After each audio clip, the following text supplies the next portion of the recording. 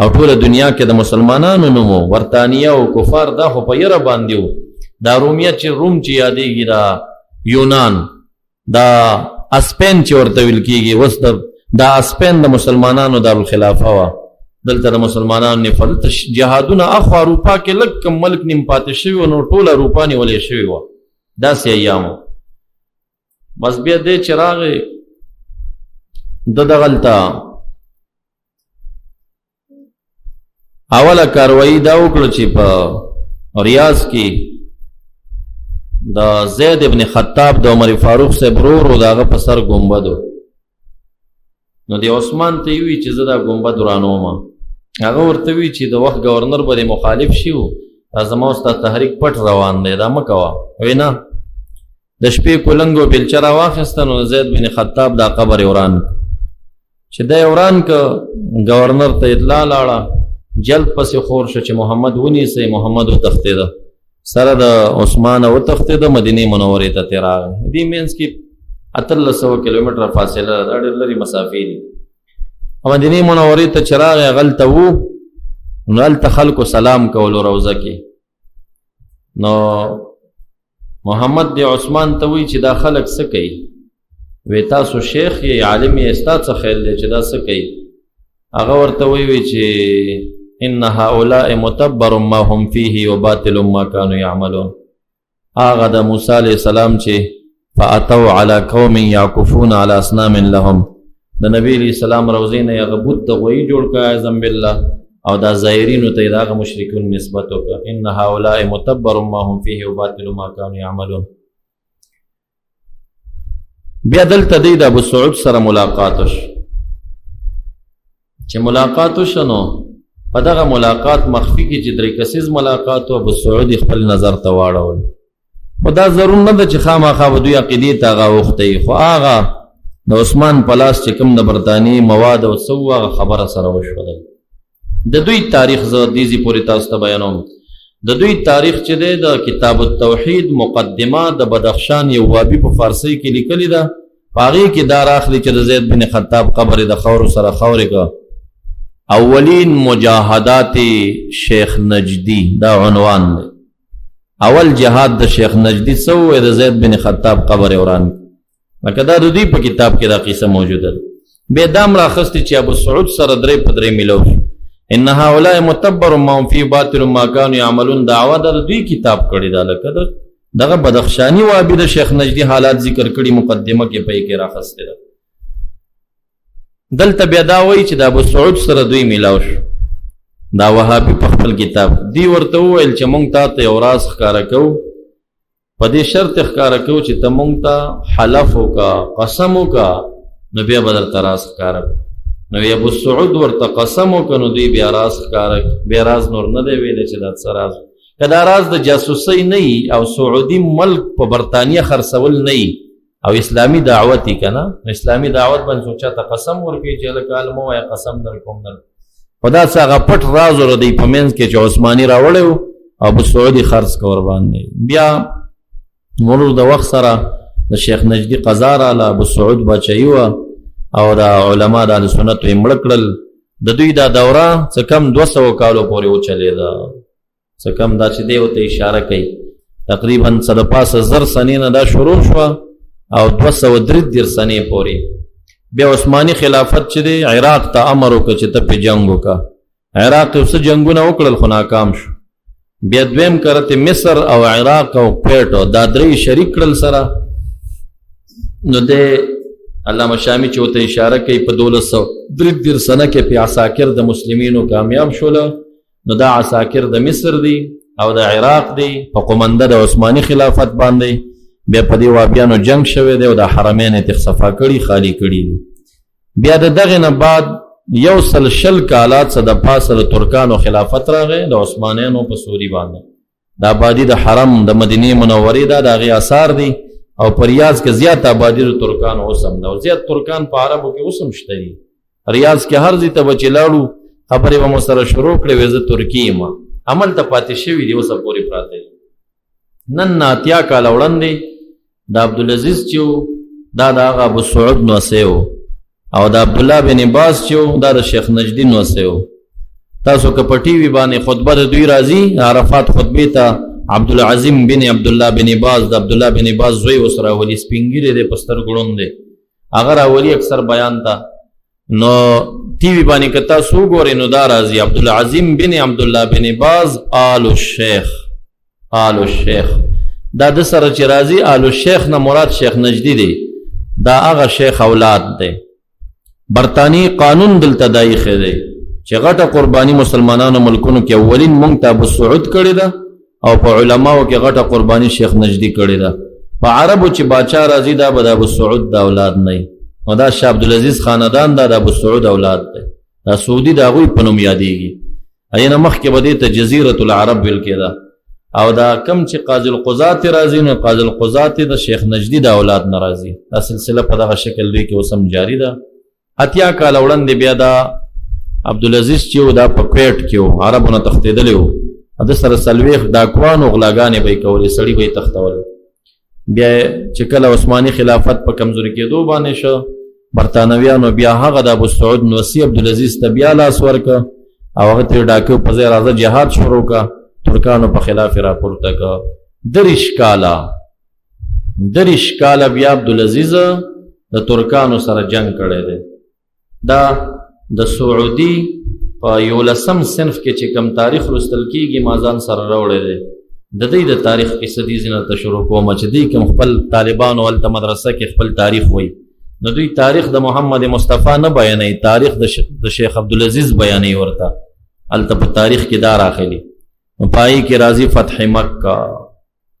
فتح المدینه فتح د طائف دا چې دوی کم جنگونه د ترکانو سره کړي دي او مکه فتح کړي او مدینه فتح کړي د طائف هغه غزوات دي د دوی هغه ما ټول مطالعه کړه اول نه اخره پورې خو نه چور دا دی چې دوی 30 کاله به جنگ کړی دی کله چې ریاض ونیو او حرمین د ترکانو په لاس کې نو 13 کاله بیا هم پاتې شو جنگ سرحداتو کې جنگ و دا دوی ساتلي و هغوی سره دا اوس وختونو کې شوي دي تقریبا داسې 80 کاله 15 کالو خبرې دي دا د چا چې عمر زیاتې شاید هغوی ته یاد وي هغه وخت سره دا خبرونه او دا شیان هم ډېر کم نه زموږ ستاسو خلک هم سادهګانو که کوم سپینګیری مې ډېر ورته یاد نه دي خو تقریبا اوسني خبرې دي دا نو بیا هغه و چې ترکان اخري کې مات شول په کوشش د برطانیې باندې او دوی په دغه ځای باندې غالب شول دا 8 کلنه دویمه دوره ده چې په حرمینو دوی بیا راغلي دي مخکنۍ دوره یې څه کم 200 کاله تېره کړې ده خو هغې او د دې په منځ کې 100 کاله په منځ کې ترکان راننوتي دي او د دوی هغه نظام یې ختم کړی شامي دغې ته اشاره کوي چې حتى كسر الله تعالى شوكتهم وخرب بلادهم وظفر بهم عساكر المسلمين دا د مصر او د عراق مسلمانان دي عام 33 و 200 والف بیا رستو ذکر کوي چې حكم الخوارج عند جمهور الفقهاء والمحدثين حكم البغاة وذهب بعض المحدثين الى كفرهم بعض محدثین وتکافر وي اکثر محدثین وي چې نه جهاد په اله کېږي چې دوی د بادشاه مقابله کې ودرېږي نو بیا حکم د بغاتو دی وژلی شي او که داسې بادشاه مقابلې ته پورته شوي نه وي نو بیا حکم قتل نه دی بیا به یې وژني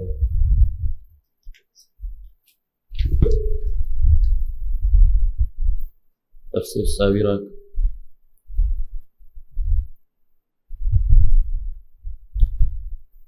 دا د احنافو نه وه چې کوم شامي تاسو ته موږ پیش کړه زموږ دا ډېر احناف وروڼه ما ته چې متشدد وایي زما څه تشدد دی زه خو هره خبره الحمدلله دلیل سره کوم زه خو ناقل د عباراتو یم زما خپل څه تشدد شوی دی بس یا کتابونه نه کتل دي یا د ایمان کمزوري ده ما ته متشدد وایي د نمک منډۍ یو شیخ ته ورغلم څه مسله وه پیژنده مې نه ما سره یو طالب ووی چې ځان ورته مه ښایه ما یې ښه ضرورت زما خپل فقهي جزي مسله وه چې کېناستو ووی چې ستا نوم څه شی دی بس د زړه کې مې څه اوس دروغ ورته وایي نوم مې ورته واخیست چې نوم مې واخیست نو لږ راټول شو بس بیا سم په عزت کېنولم وی چا راته وي چې ډېر متشدد دی ما کیسټ دی اورېدلی که چا درته ویلي دی وي نه طالبانو راته حکایت کړه مې طالبان خو دې زمانه حاشیو ته ناست دي کنه پار متن حاشیه لګي مې دا خو روزګار دي دوی خو وایي کې سټ دی ورېدلې وسه وینه دې طالبان نه جنگي چرګان مو جوړوي او دا ښه کار نه دی طالبان بس زه غلې شو خپل مسله مې ته حل کړم نو د سره مکتبه کې مخامخ شامی پرته و ما شیخ صاحب دا شامی زمونږ حنفی فقه کې څنګه کتاب دی وی چې دا خو کتاب دی ډېر مضبوط کتاب مې نه داسې تفردات یا داسې کمزوري خبرې نه چې مفتی او شامی نه لري نو فتوا دې پرېږدي وي سخت صفت شروع کول دو خپله خبره یاد وتلې چې ما خو دته یوه خبره کړې وه ما دې دریم جلد کې خبره کړې ده څلورم جلد یو چاپ بعضې دریم جلد ده چې محمد بن عبدالوهاب نجدي دا عبارت مې ورته وي دا خوارج دي او خوارجو باره کې نبی علیہ السلام فرمایل او ادرکتهم لاقتلنهم قتل عاد کما را لنډ کړه دا زمانه زه د عادیانو غوندې وژنم بس د سره نور لاره ورکه شو ما ته وي چې یاره ته د خوارجو مقابله کې تا نه خو غټ مجاهد بل نشته دی که بیا واپس په دې اړخ راته وشو بیا ما ته وویل چې تر ډېر وخته زما شک و چې دا به خوارج نه وي خو هغه د یوسف آباد کې د رستمی په خوا کې د هغه مسجد دی هغه شیخ وی دلته محرم لس ورځې شیګان چې کم د حسنینو کارنامې بیانوي وی دلته رستمی په حجره او په دې جوماتونو باندې لس ورځې د یزید کارنامې بیانېږي وی ما ته څو ځل دعوتونه راکړه زه ورنه رالم یو ځل مې طالب ولېږلو چې راغی ما ته وی چې ټول بیان د یزید په صفاتو کې ده وی زه یقین ته ورسېدم چې وهابیان خوارج دي نمک منډی شیخ ما ته وویل دا خو همغه یزیدیان دي بیا ما ته د علامه سندي عبارت وي ما خو لیدلی وي چې دا خو د دیوبند علما هم دا رایه لري حاشیه د نسائی کې علامه سندي وایي چې لو ادرکتهم لاقتلنهم قتل عاد د دې د پاسه هغه حاشیه کې لیکي چې متبعین د عبدالوهاب نجدي محمد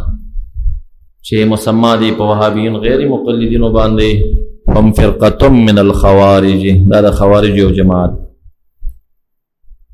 دا خدا احناف نه ده د دیوبند علما عقاید علماء دیوبند کې استفتاء شوی وابیانو متعلق هغوی دا ویلي نحن نفتی فی حقهم بما افتا به الشامی زمونږ د وابیانو متعلق دا فتوا ده چې کومه شامی ورکړې ده شامی خو ورته خوارج ویلي دا د شوافعو نه دی جلالین حاشیه د تفسیر ساوی د سورۃ فاطر په دې آیت باندې چې ان الشیطان لکم عدو فاتخذوه عدوا انما يدعو حزبه د حزب باندې وی چې د شیطان حزب وهابیان دي دا الفاظ توقشوس ففي هذه الآية تسلية لوس على كفر قومه وقيل هذه الآية نزلت في الخوارج خوارج سوق دي الذين يحرفون تاويل الكتاب والسنة ويستحلون بذلك دماء المسلمين واموالهم د مسلمانانو دماء په حلال غني كما هو مشاهد الان في نظائرهم لکه دا خبر اخکاره ده نن وخت کې په امثالو د خوارجو کې وهم فرقه چې دا وډله ده بارض الحجاز د عربو په علاقه يقال لهم الوهابيه چې وابیان وتوي يحسبون دوی ګمان کوي انهم على شيء چې دوی پس دین باندې دي الا انهم هم الكاذبون دروغجن دي استحوذ عليهم الشيطان شیطان په غلبه حاصل کړي فانساهم ذکر الله د خدای ذکر یاد وسته اولئک حزب الشیطان الا ان حزب الشیطان هم الخاسرون نسأل الله الكريم ان يقطع دابرهم د خدای نه دعا غواړو چې خدای دې بخکندي وکي دابر دې خدای ور ختم کی دا تفسیر ساوی د جلالین حاشیه ده هغه اسم د دوی خلی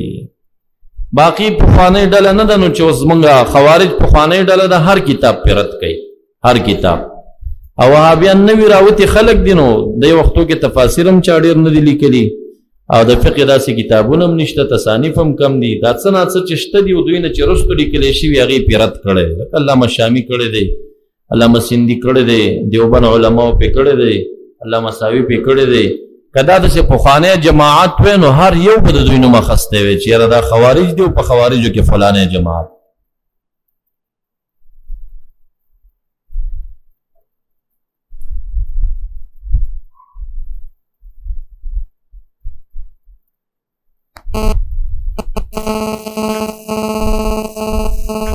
سنن ترمذی 5 جلد 286 صفحات کې څه احادیث ما تاسو ته ذکر کړی دي چې تر څو د خوارجو نه زړونو کې نفرت لري، خدا نفرت د خدای ستاسو زړونو کې دومره زیات کې لکه څومره چې زما دی چې سمم بدی راشي. دې دپاره مې دا حدیث راغستی. حماد بن سلمہ نبی غالب روایت لري، رابو ما مرؤوسا منصوبا على درج مسجد دمشق. مجاهدینو په خوارجو جهاد کړو او یا علما د دوی حلال کړیو، تنه ورته دشت کې پرې خو دیو دا سرونه یې تنه راوړل او یا سرونه یې راوړل د دمشق او د حلب د خاریه په غټ دیواله کې خدل د عبرت د پاره چې ټول خلک ګوري بیا څوک خارجي نشي. نو دلته ابو امامه رضی الله تعالی عنہ وروته چې ګوري دلته د سرونه دي دی او یو بارکه په کتاب الخوارج کې مصنف ابن ابي شيبه وایي چې اکلت السجود جباههم د دیاویا واړو تندې چې سجدو خوړلی وو، یعنی سجدو ټاپې پکې وي، دا ویا واړه تور تور ټاکیم لرل.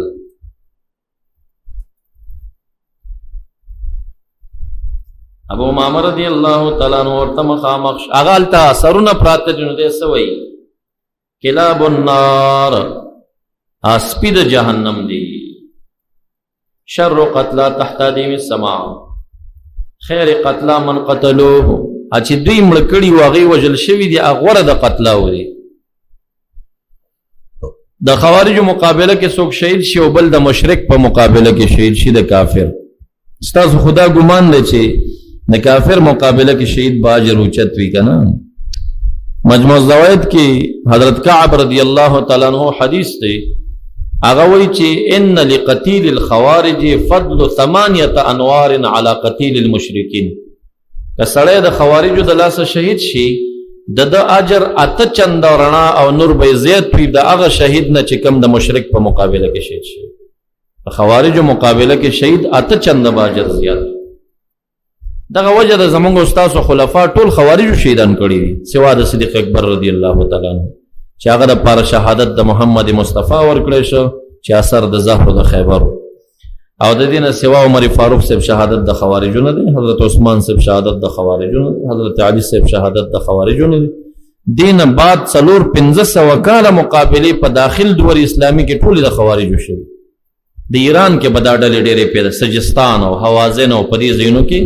په افغانستان هرات کې بیګام تاریخ کته ډیر طولانی جهاد د خوارجو مقابله کې شوی دی. والی د خراسان کړی دی په امر د عباسی کم خلافت چې جوړو دغه مسلمانانو امیر چا دور سره هارون رشید باچا زمانہ کې لوی لوی جهادونه د مقابله کې شوی.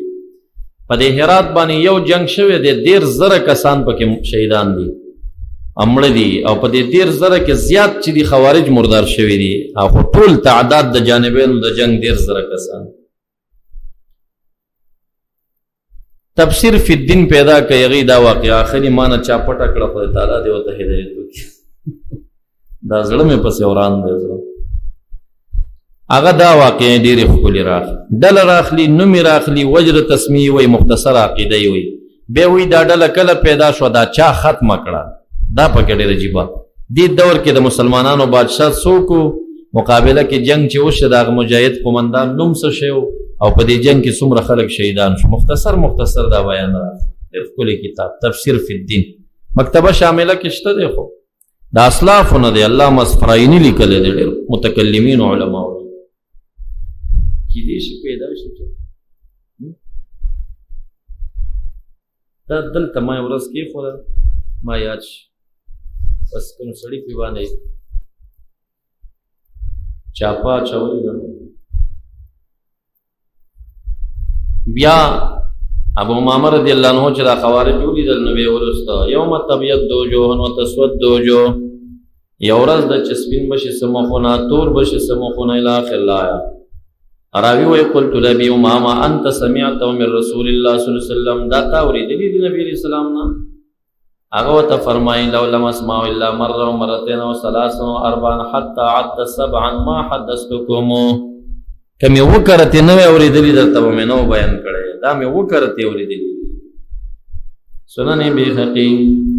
سنن کبرا د بیهقی اتم جلد یوصل اتات صفحه اغیم دارا بس مستدرک دویم جلد یوصل درش پیت صفحه معجم کبیر د تبرانی وم جلد 308 صفحه معجم کبیر د تبرانی وم جلد 313 صفحه دې ټول دارا بس دا رسته روایت د معجم کبیر د تبرانی د وم جلد 300 او 13 صفحه عبارت سألت أبا غالبا هذه الآية والذي أنزل عليك الكتاب منه آيات محكمات هن أم الكتاب وأخر متشابهات ما إذا چا بارك نازل دے حدثني أبو ماما ويغمات حديث بيان عن رسول الله صلى الله عليه وسلم قال هم الخوارج دايت خوارج بارك دے أما الذين في قلوبهم زيغ دا أهل زيغ سوق دي دا خوارج دي وسألتنا هذه الآية فأما الذين اسودت وجوههم كفرتم بعد إيمانكم دا چې مخونه توريږي دا څوک دي فقال حدثني أبو أمامة عن رسول الله صلى الله عليه وسلم أنهم الخوارج دام خوارج دارنګ نوادر الرسول اول جلد 220 صفحه ابي عاکف وی كنت بدمشق شراول رؤوس الخوارج من العراق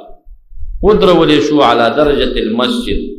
فبين أنا قائم إذ أنا بشيخ على حمار قصير ينظر إليهم ويبكي زولاري مچ یو سړی دی په حمار سور دی او داسې بره ګوري دي سرونو ته وژاړي او په خوله باندې وایي کلاب النار کلاب النار کلاب النار د جهنم سپي دي فسألت عنه ما دې تپوسو کې دا سړی څوک دی چا نه مې تپوسو کو فقالوا أبو أمامة صاحب رسول الله صلى الله عليه وسلم دا ابو أمامة دی فدنوت منه ورنزدیشم فقلت يا ابا أمامة أراك تبكي وتقول كلاب النار ګورم تا ته چې ژاړي او بیا په خوله وایي چې د جهنم سپي دي نو چې د جهنم سپي دي نو ژاړي پې څه ته قال ابو أمامة رضي الله عنه فرمایل رحمة لهما اسمې په شفقت راغی لأنهم قد صلوا دی خو منځونه کړي او صوام روژې نیولې و حج و حجونه کړي واعتمروا عمرې کړي ثم صاروا كلاب النار بیا د جهنم سپي مو ګرځېده بس قلت هذا شيء تقول سمعته من رسول الله صلى الله عليه وسلم دا خپل خبره کې دی اورېدلې د نبی عليه السلام قال لو اسمع بالله مره ومرتين وثلاث واربع حتى بلغ 10 مرات ما قلت كم لزل نبی اورېدلې نه به مو بیان کړي ولكن سمعت رسول الله صلى الله عليه وسلم يقول انه سيكون من امتي قوم يقرؤون القرآن امت کې به یو قوم قرآن کریم بلولي لا تجاوز قراءتهم تراقيهم چې ستونه وختن کوزي يعبدون الله تعالى عبادتا د خدای تعالی بداس عبادت کوي چې يحتقرون عبادت الناس في عبادتهم چې د خلکو عبادت بداغي په مخ کې سپک ښکاری او خلک به سپک ګڼي يمرقون يخرجون من الدين كما يمرق السهم من الرمية من المرمية لا يعود فيه حتى يعود علاه فوقه آلك غش چې واپس راشي کله راځي هم شر الخلق والخليقة شر د خلق او د مخلوق دي هم شر قتلا تحت ديم السماء توبى لمن قتلهم او قتلوا توبه غ چاله ران چې دای مړکی یا د دې دلاسه شهید دارنګ مسند احمد سلورم جلد 355 صفحه کې راخلي ابي وفا رضي الله عنه فرمائے ابن ابي وفا قال سمعت رسول الله صلى الله عليه وسلم يقول الخوارج هم كلاب النار دا جهنم سپیدي دا اوله فرقه د حروریه د خوارجو دا غي پزم کې چند روایت دا زما والد ګرامی په دې مستقله رساله د خوارجو پزم لیکلی دا هغه کې صد پاسه صله حدیث د دې پزم کې را جمع کړي نو شایلانه د شاید هغه شایشي فاولهم الازرقیه دولس دلی دی اول تی ازرقیه دا دیتا ازارقه وی ازارقه التفسیر فی الدین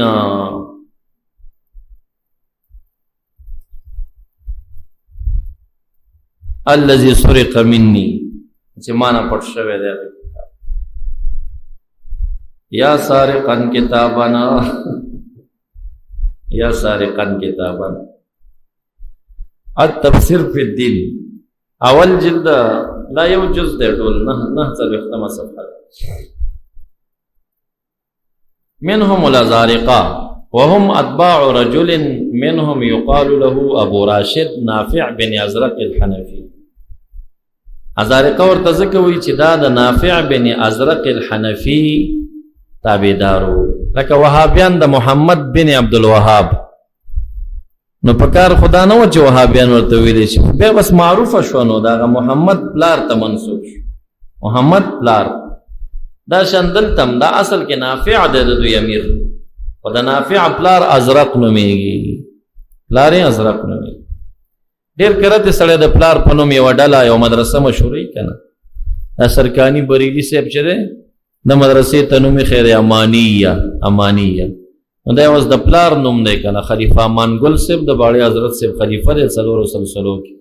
دربار شریف ته راغی، وی دا ګوډی زوی دی دا نمرود ماشه، دا ګوډ شیطان، وی دا یا بس دلته مونږ سه اوسېږه یا ورځه زوی ته دی. نو بیا بس کېناست او په دربار کې د زوی پسې عقنامه ولیکله، دا یې عق رسمي هلته عقنامه ولیکله، وی زما د خوا نه دا عق دی چې تر څو د باړې حضرت صاحب نه معافي ونه غواړي. نو هغه پلار عق کړی دی، خو دا بیا هم خپل دغه ته نوم څه شي ږدي، امانیه، خلیفه امان ګل پلار د باجوړ دی، کراچۍ کې اوسېږي، د باړې حضرت صاحب مرید دی.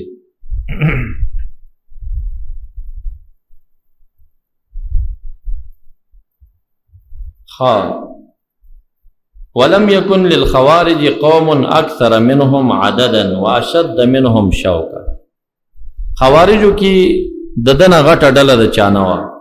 او زیات طاقت هم د چانه وه، او وخت کې به خوارج متصل ورسېده یو مقام ته که نه. لکه دلته پاکستان باندې افغانستان باندې خو د علماو زورو دا خلک یې سر ته نه پرېښودل. کله چې علما بس څه ورک شو، څه وفات شو، څه دنیا پرست شو، څه ساکتین د حق نه شو، نو وهابیان دا دی بیا زور یې وکړه څه وخت پورې زور، او بیا په دې علاقه جاتو وګورئ چې امارتونه یې پسې اعلان کړه، یا په باړه باندې یا په سوات باندې په باجوړ باندې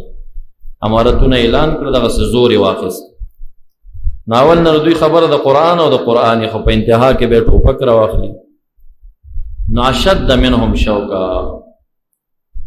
د دوی عقیده دا ده، قالوا لا نعلم احدا مؤمنا وكفروا اهل القبلة الا من دان بقوله. د دوی قول به چې چا منل هغه مسلم و، دی نه خواته ټولو ته کافر وي. احادیثو کې په دوی باندې رد راغلی دی. معجم کبیر 1 جلد 319 صفحه کې هغه مخکې چې کوم احادیث دمشق مسجد په سر باندې چې کوم سرونه پراته وو، نو دغه د ازارقه او د خوارجو. ابو غالب وی جاءت رؤوس الازارقه 70 رأسا فوقيموا على درج دمشق 7 ايام فمدد 3 ايام من السبعه. اعلان دا شو چې دا به وو ورځې پرته وي. وكان اليوم الرابع 4 ورځ. فجاء ابو امامه فركع ركعتين عند ساريه وقال كلاب النار 3 شر قتلى تحت ظل السماء. دارنگ مسند احمد 4 جلد 302 صفحه. سعید بن جمحان عبداللہ بن ابی وفا ترالما محجوب البصر ضعیف شیو بصر دا فسلمت علی قال لي من انت فقلت انا سعید بن جمحان قال فما فعل والدك لار دې څنګه دی قال قلت قتلته الازارقه اخو خوارجو کې ازارقه شهید کړي دي قال لعن الله الازارقه لعن الله الازارقه حدثنا رسول الله صلى الله عليه وسلم انهم كلاب النار قال قلت الازارقه وحدهم ام الخوارج كلها تقول لي كيواز ازارقه دي قال بل الخوارج كلها قال قلت فإن السلطان يظلم الناس ويفعل بهم دا باچا کله کله ظالمینو څنګه کې داغه مقابله کې بنه پاسيږي قال فتناول يدي فغمزها بيدي غمزه شديده زما د لاس ونی ود سي زور ورک ثم قال ويحك يا ابن جمحان عليك بالسواد الاعظم عليك بالسواد الاعظم باچا ک ظالم هم دی خدا ټول مسلمانان غلي دي دای سمرګره شه پاسي ګمه داغه مقابله کې شرم جوړوا دوی مډاله ابازیه هم اربع عبد الله بن عباس. عبد الله بن عباس ګوره دا تابعدار د عبد الله دی. عبد الله خو پلار عباس نومیږي، عباسي ورته هغه پلار ته منسوب دی. وهابیان اوس دا خبره کړې ده موږ ته وهابیان ځکه وایي چې منسوب دي دا وهاب د خدای صفت دی، نو د خدای والا خلک دی. هلکه خدای والا نه وي، عبدالوهاب والا خلک. خو کاش کې صحیح عبدالوهاب والا هغه د زوی والا خلک یې خو په پلار یې مشهور شوي. اصل کې دا محمد چا نه پېژنده که نه، محمد په عربو کې د عبدالوهاب په نوم مسما شو، پلار یې معروف انسان.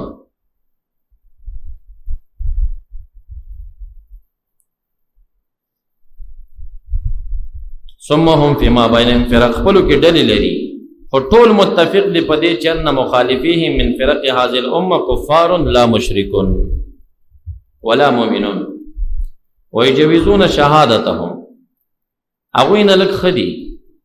ازارقه د عام مؤمنانو شهادتم نه قبلوي، دا مشرکین. ويحرمون دماءهم في السر، او خپلو کې چې ناستي سره وي چې وینه تویول حرام دي. ويستبيحونها في العلانيه، چې جنگ راشي به وجني. ويجوزون مناكحتهم، د اهل سنت سره نکاح روا غني، هغه زارقه دام روانه غني. دویم قول علامه قرطبي دا ذکر کوي چې اباضیه دا و چې من اخذ بقولنا فهو مؤمن ومن اعرض عنه فهو منافق. دا زارقه نن سبا چې دي دا د مسقط د عمان قاضي القضات اباضي دي، او هغلته د جامع مسجد امامان ټول اباضیه راځي، ټول